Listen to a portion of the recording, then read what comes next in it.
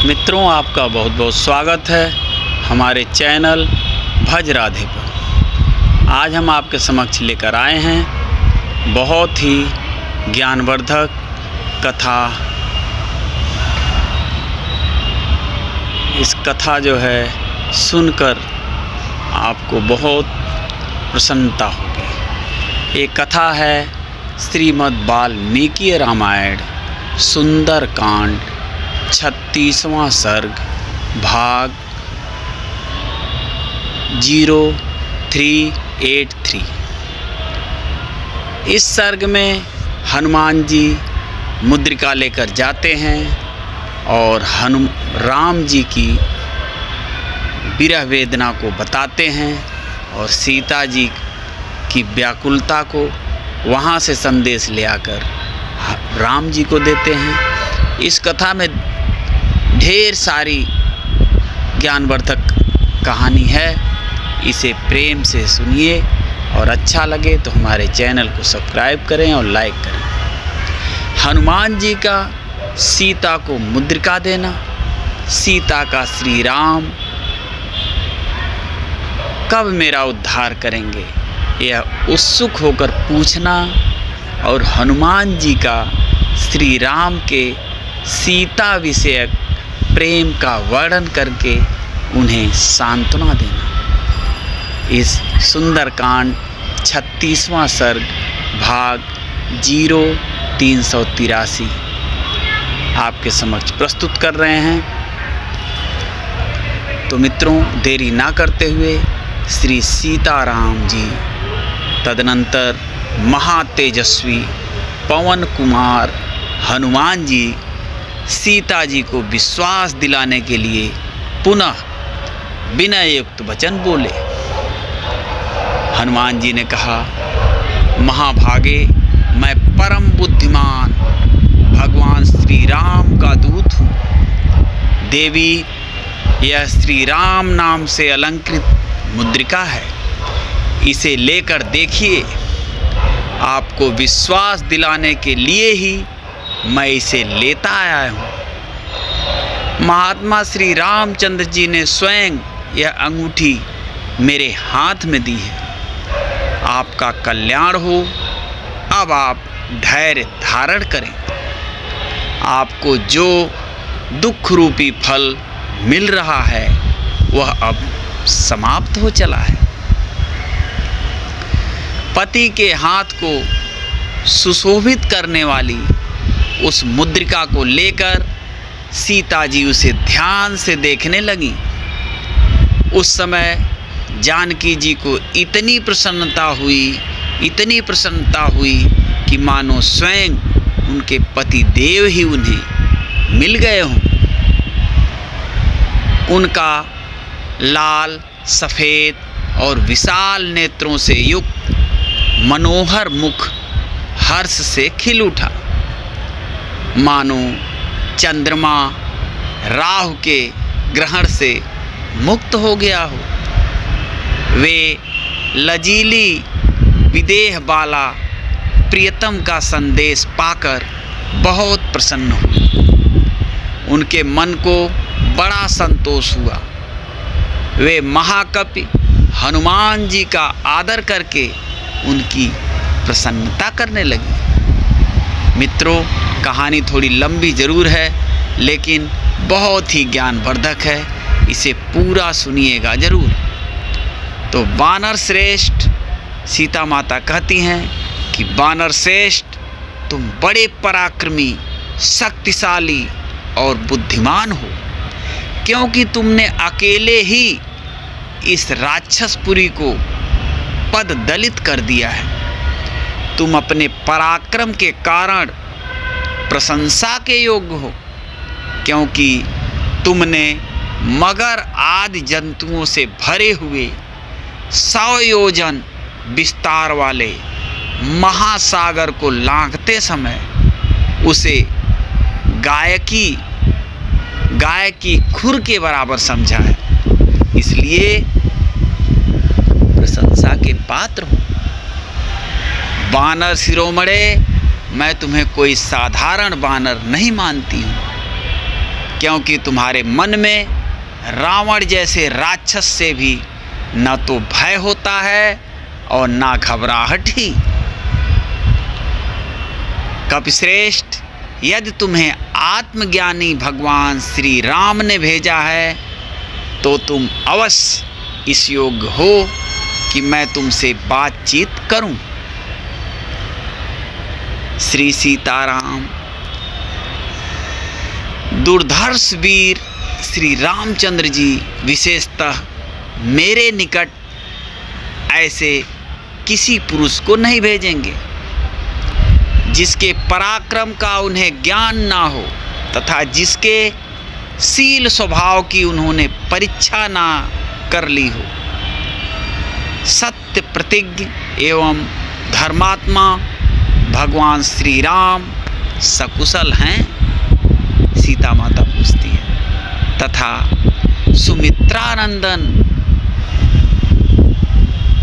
सुमित्रा का आनंद बढ़ाने वाले महातेजस्वी लक्ष्मण भी स्वस्थ एवं सुखी हैं? यह जानकर मुझे बड़ा हर्ष हुआ और यह शुभ संवाद मेरे लिए सौभाग्य का सूचक है। यदि ककुस्थ कुलभूषण श्री राम सकुशल हैं तो वे प्रलय काल में उठे हुए प्रलयंकर अग्नि के समान कुपित हों, समुद्रों से घिरी हुई सारी पृथ्वी को दग्ध क्यों नहीं कर देते हैं? अथवा वे दोनों भाई देवताओं को भी दंड देने की शक्ति रखते हैं, तो भी अब तक जो चुप बैठे हैं, इसमें उनका नहीं मेरे ही भाग्य का दोष है। मैं समझती हूँ कि अभी मेरे ही दुखों का अंत नहीं आया है। अच्छा, यह तो बताओ, पुरुषोत्तम श्री रामचंद्र जी के मन में कोई व्यथा तो नहीं है? वे संतप्त तो नहीं होते? उन्हें आगे जो कुछ करना है उसे वे करते हैं या नहीं? उन्हें किसी प्रकार की दीनता या घबराहट तो नहीं है? वे काम करते करते मोह के वशीभूत तो नहीं हो जाते? क्या राजकुमार श्री राम पुरुषोचित कार्य पुरुषार्थ करते हैं?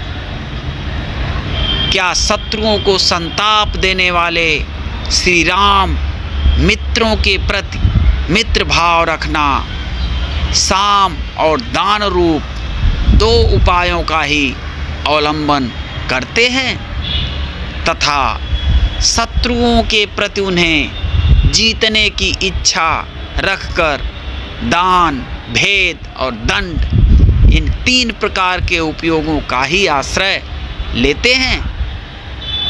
क्या श्री राम स्वयं प्रयत्नपूर्वक मित्रों का संग्रह करते हैं?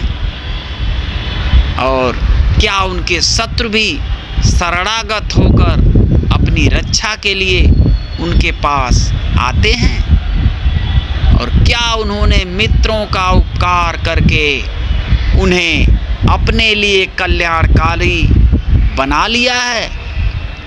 क्या वे कभी अपने मित्रों की उपकृत या पुरस्कृत होते हैं? और क्या राजकुमार श्री राम कभी देवताओं का भी कृपा प्रसाद चाहते हैं? उनकी कृपा के लिए प्रार्थना करते हैं? और क्या वे पुरुषार्थ और दैव दोनों का आश्रय लेते हैं? दुर्भाग्यवश मैं उनसे दूर हो गई। इस कारण श्री रघुनाथ जी मुझ पर स्नेहहीन तो नहीं हो गए हैं? क्या वे मुझे कभी इस संकट से छुड़ाएंगे? जय श्री सीताराम।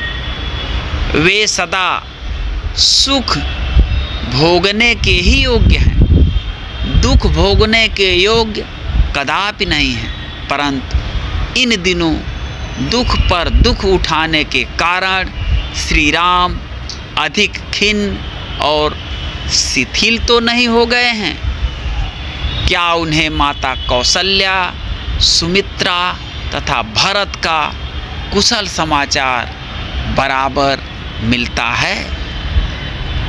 क्या सम्माननीय श्री रघुनाथ जी मेरे लिए होने वाले शोक से अधिक संतप्त हैं? वे मेरी ओर से अन्यमनस्क तो नहीं हो गए हैं? और क्या श्री राम मुझे इस संकट से उबारेंगे? क्या भाई पर अनुराग रखने वाले भरत जी मेरे उद्धार के लिए मंत्रियों द्वारा सुरक्षित भयंकर अछौहिड़ी सेना भेजेंगे? और क्या श्रीमान वानरराज सुग्रीव दांत और नखों से प्रहार करने वाले वीर वानरों को साथ ले मुझे छुड़ाने के लिए यहाँ तक आने का कष्ट करेंगे? और क्या सुमित्रानंदन आनंद बढ़ाने वाले सूरवीर लक्ष्मण, जो अनेक अस्त्रों के ज्ञाता हैं, अपने बाणों की वर्षा से राक्षसों का संहार करेंगे? और क्या मैं रावण को उसके बांधवों सहित थोड़े ही दिनों में श्री रघुनाथ जी के द्वारा युद्ध में भयंकर अस्त्र शस्त्रों से मारा गया देखूंगी? जैसे पानी सूख जाने पर धूप से कमल सूख जाता है, उसी प्रकार मेरे बिना शोक से दुखी हुआ श्री राम का वह सुवर्ण के समान कांतिमान और कमल के सदृश सुगंधित मुख सूख तो नहीं गया है? धर्म पालन के उद्देश्य से अपने राज्य का त्याग करते और मुझे पैदल ही वन में लाते समय जिन्हें तनिक भी भय और शोक नहीं हुआ, वे श्री रघुनाथ जी इस संकट के समय मेरे हृदय में धैर्य तो धारण करते हैं ना? दूत, उनके माता पिता तथा अन्य कोई संबंधी भी ऐसे नहीं हैं जिन्हें उनका स्नेह मुझसे अधिक अथवा मेरे बराबर भी मिला हो। मैं तो तभी तक जीवित रहना चाहती हूँ जब तक यहाँ आने के संबंध में अपने प्रियतम की प्रवृत्ति सुन रही हूँ।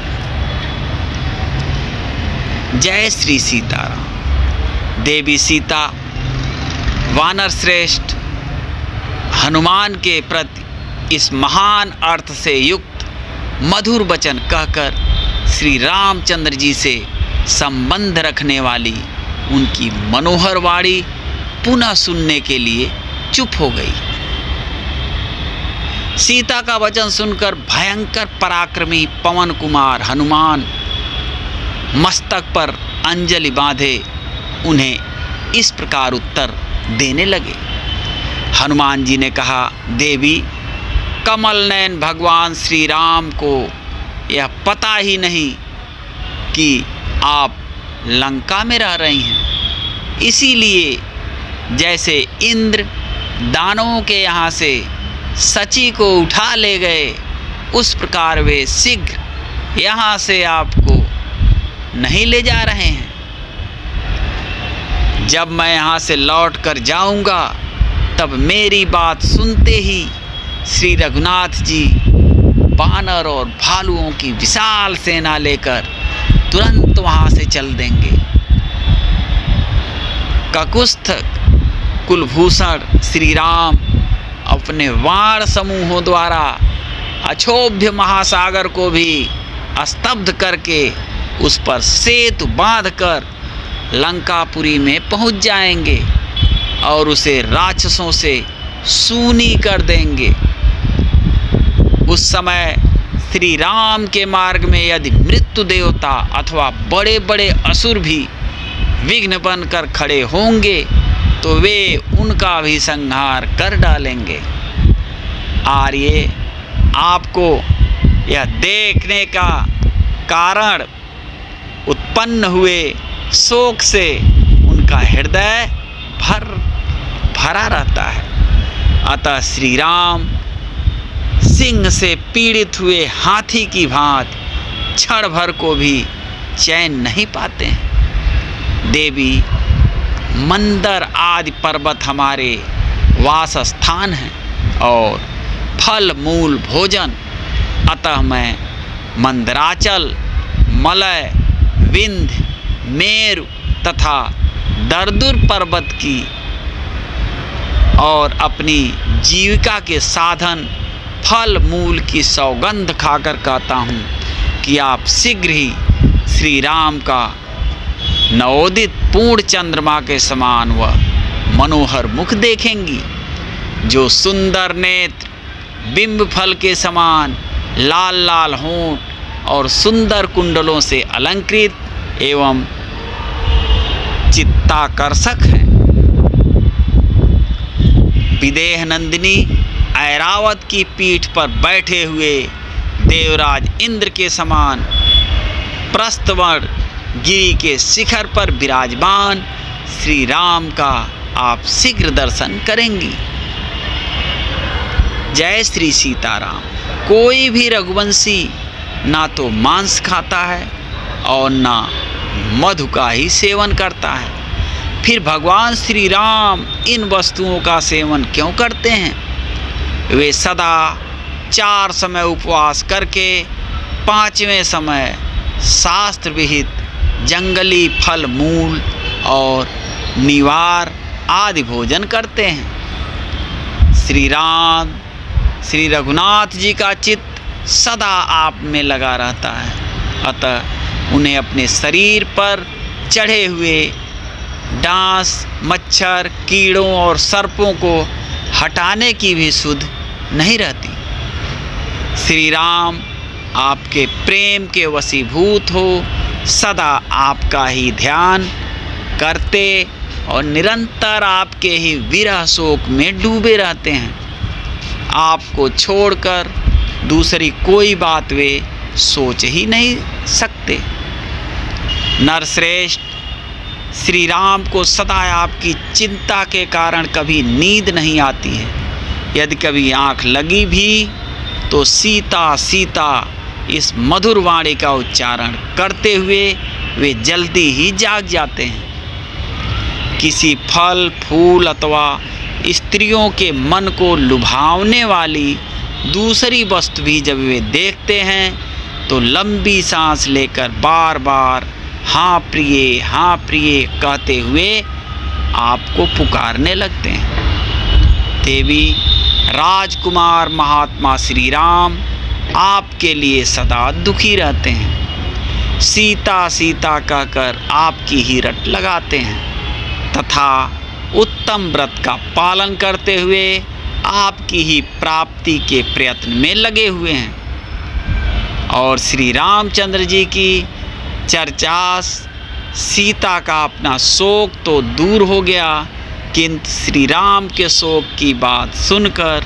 वे पुनः उन्हीं के समान शोक में निमग्न हो गई। उस समय विदेह नंदिनी सीता शरद ऋतु आने पर मेघों की घटा और चंद्रमा दोनों से युक्त अंधकार और प्रकाशपूर्ण रात्रि के समान हर्ष और शोक से युक्त प्रतीत होती हैं। इस प्रकार श्रीमद् वाल्मीकि निर्मित आर्ष रामायण आदि काव्य के सुंदर कांड में 36वां सर्ग पूरा हुआ।